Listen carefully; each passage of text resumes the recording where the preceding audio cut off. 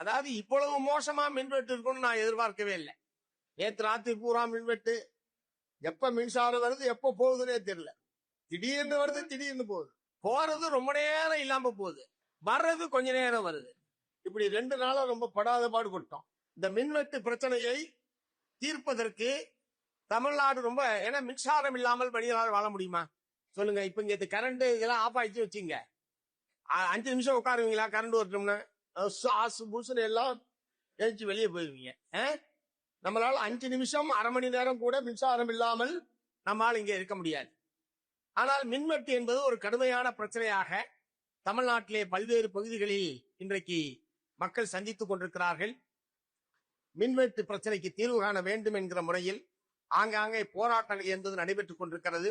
ஆகவே அவசரமான பிரச்சனை என்கிற முறையில் தமிழ்நாடு அரசாங்கம் இப்போதுதான் ஆட்சிக்கு வந்திருக்கிறது. ஆட்சிக்கு வந்து 30 நாள் தான் ஆக்குறது என்றெல்லாம் ஒரு பக்கம் இருந்தாலும் கூட, மின்சாரம் போன்ற அத்தியாவசியமான பிரச்சனைகள் வருகிற போது மிக அவசர உணர்வோடு தமிழ்நாடு அரசாங்கம் தலையிட்டு மின்வெட்டு பிரச்சனைக்கு தீர்வு காண வேண்டும் என்று இந்த சந்தர்ப்பத்தில் கேட்டுக்கொள்ள விரும்புகிறேன்.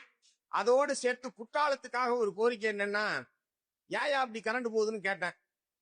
இங்க மரம் இருக்குது, மழை இருக்குது, மரம் இருக்குது, எல்லாம் காத்து ரொம்ப வேகமா வீசுது, இதெல்லாம் சேர்ந்து கம்பியில உரசி அப்புறம் கட் ஆயிடுதுன்ற மாதிரிலாம் பல்வேறு காரணங்களை இங்க இருக்கவங்க எல்லாம் தெரிவிச்சாங்க. இப்ப சென்னையில எல்லாம் மேல கரண்ட் போற வேலையே கிடையாது. சென்னையில எங்கேயாவது கரண்ட் கம்பத்தை பாத்துருக்கீங்களா?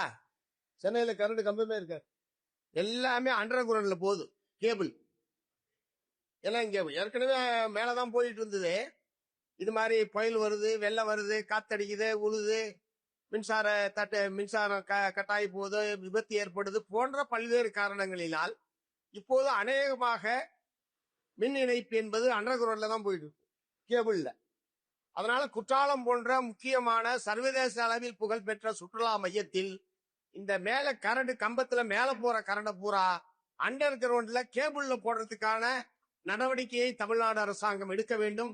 இல்லை என்றால் இந்த மின்வெட்டு பிரச்சனை என்பது வரக்கூடியவர்களுக்கு மிகப்பெரிய தொல்லையாக மாறும். அவர்கள் இங்கே ஓரிரு நாட்கள் மகிழ்ச்சியாக பொழுதை கழிக்கலாம் என்றுதான் மக்கள் உலகத்தில் பல்வேறு நாடுகளில் இருந்து மாநிலத்துடைய பல்வேறு பகுதிகளிலிருந்து இங்கே வருகிறார்.